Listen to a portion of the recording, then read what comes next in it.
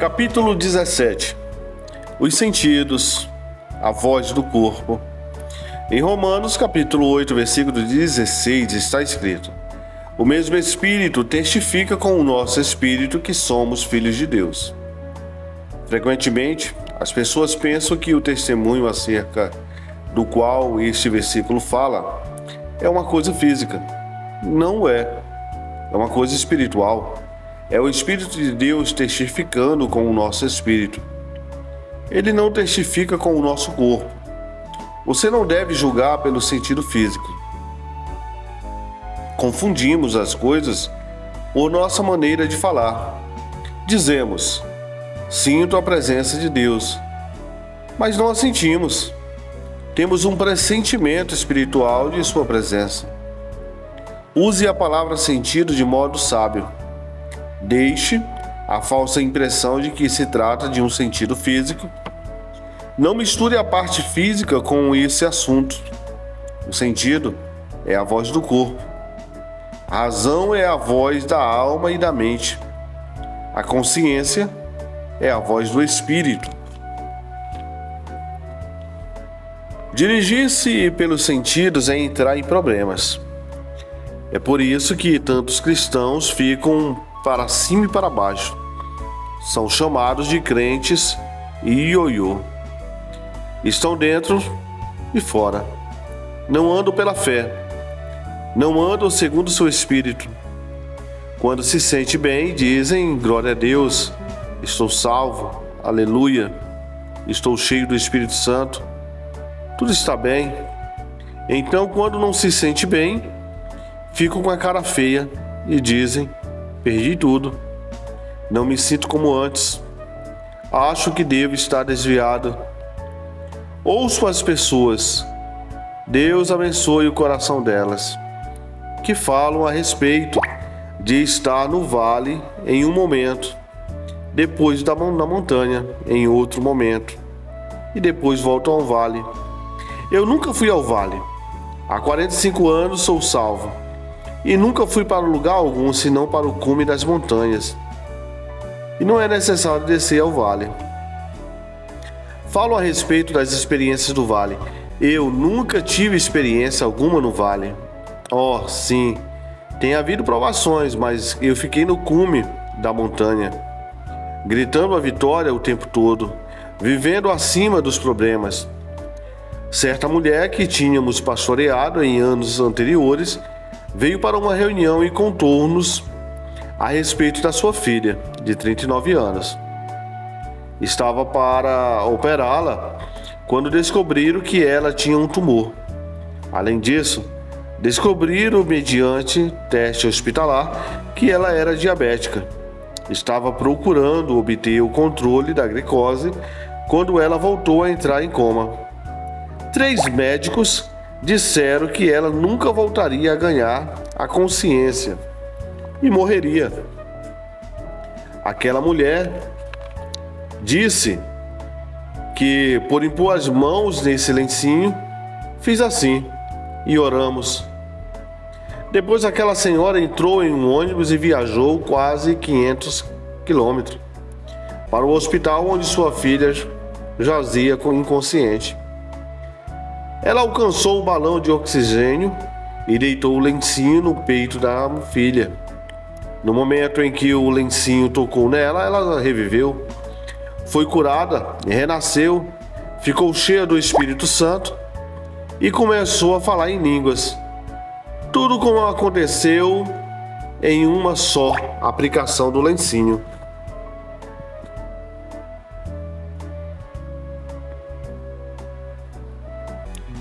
As enfermeiras ficaram emocionadas e chamaram o médico, que disse: é maravilhoso que ela tenha recuperado a consciência, mas deve permanecer quieta. Deu-lhe uma injeção para acalmá-la, mas não chegou a ser totalmente eficaz. Ela simplesmente continuava a falar em línguas e a exclamar: estou curada, estou curada, estou curada. No dia seguinte, começaram a fazer exames. O sangue dela estava perfeito, ela não continha excesso de açúcar. não conseguiram achar o tumor e desaparecera depois de alguns dias e deram-lhe alta. Algum tempo mais tarde, ela contou para minha esposa e para mim que o médico dissera: não vamos cobrar, não fizemos coisa alguma. Um poder superior fez tudo. 3 anos mais tarde, quando ela tinha 42 anos, a irmã dela a trouxe para a nossa porta às 2 horas da madrugada. Estava com outro tumor. Pensei que viera para ser curada, disse. Portanto, você pode ser curada de novo, simplesmente imporemos as mãos em você. Ela disse com lágrimas: irmão Ângelo, não me importo realmente se vou ser curada ou não. Se eu pudesse apenas voltar para a posição que tinha diante de Deus antes, poderia morrer e passar para o céu. Assim, tomei por certo que ela estava desviada. Parecia tão triste que fiquei convicto de que ela deveria ter cometido um pecado terrível. Disse-lhe, portanto: o Senhor perdoará a você. Fui passando por aquilo que a Bíblia diz a respeito. Então, disse: todos nós vamos ajoelhar-nos aqui ao lado do sofá. Minha esposa e a irmã daquela mulher estavam lá também. Ajoelharam-se ao seu lado. Veja, não precisa confessar a mim, mas conte o caso ao Senhor, e Ele perdoará você. Ela olhou-me e disse: irmão Ender, perscrutei o meu coração, pelo que sei, não fiz nada de errado. Fiquei nervoso, tinha me deitado tarde. Todas as noites percorria uma boa distância de carro para realizar reuniões. Bem no meio de um sono sadio, durante a madrugada, surgiram batidas na porta, que nos despertaram. Imagino que falei asperamente. Sei que adotei semelhante tom de voz. Eu disse: levante-se do chão, sente-se naquele sofá. Fiquei enojado. Se você não fez nada de errado, o que a leva a pensar que tem de voltar para Deus? Ora, disse ela, não sinto que cheguei a Ele. Disse eu: o que o sentimento tem a ver com o caso? Se eu fosse depender de meus sentidos, teria que anunciar metade das vezes que me levanto para pregar que devo estar desviado. Ele olhou para mim. Quer dizer que os pregadores são assim também? Eu falei: sim, somos tão humanos como qualquer pessoa. Na realidade, se eu dependesse dos sentimentos, agora mesmo estaria pedindo que você orasse por mim. Não sinto coisa alguma. Não tenho sentido coisa alguma desde a hora que você chegou aqui. Ela perguntou: o que se faz então? Como posso orar até obter a resposta? Eu respondi: não oro até obter a resposta. Já estou com a resposta. O cristão deve sempre andar com a resposta. Deve estar com a resposta. Em comunhão com Deus todos os dias, todos os minutos, todas as horas. Ela questionou: o que o senhor faz então? Ora, disse eu, fique sentado e observe-me. Vou fechar os meus olhos para orar, mas conserve abertos os seus. Então orei: querido Senhor, estou tão contente que sou um filho de Deus. Estou tão contente que estou salvo. Estou tão contente porque nasci de novo. Não sinto nada, mas isso não vem ao acaso. Meu homem interior é uma nova criatura em Cristo. Quero agradecer-te, porque não somente nasci de novo, mas também porque estou cheio do Espírito Santo. Deus Pai, Deus Filho e Deus, o Espírito Santo, reside em mim. Quero agradecer-te por isso. Aleluia!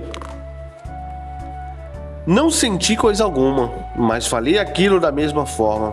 Então, quando confessei tudo aquilo no meu espírito, ele estava presente o tempo todo. Algo começou a borbulhar dentro de mim. Era um movimento, uma manifestação do Espírito de Deus.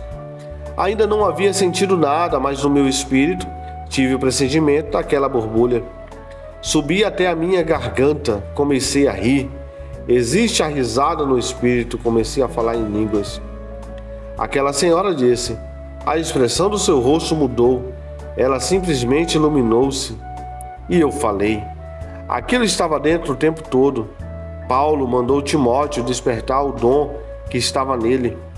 Eu simplesmente despertei aquilo que eu tinha em mim o tempo todo. Ela perguntou: posso fazer assim também? Respondi: sim, pode. Assim ela fez. Perguntou aquilo que estava dentro dela o tempo todo. Não me lembro se orei a respeito do tumor.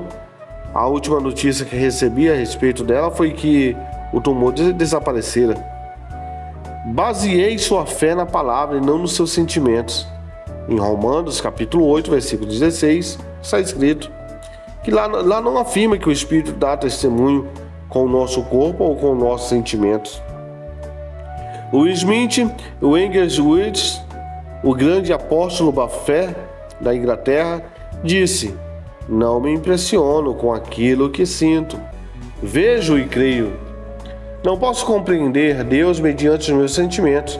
Compreendo mediante aquilo que a palavra diz a respeito dele. Ele é tudo quanto a palavra diz que ele é. Você não pode compreender a si mesmo mediante os sentimentos. Entenda que você é um cristão nascido de novo e cheio do Espírito Santo por meio daquilo que a palavra de Deus diz. Quando você lê aquilo que ela declara a seu respeito, quer você sinta sim, quer não, então diga: sim, assim sou eu. Tenho isso. Posso fazer o que as Escrituras dizem que posso. Sou aquilo que a palavra diz que sou. Então, você começará a desenvolver-se espiritualmente e com o seu espírito, que o Espírito Santo testifica.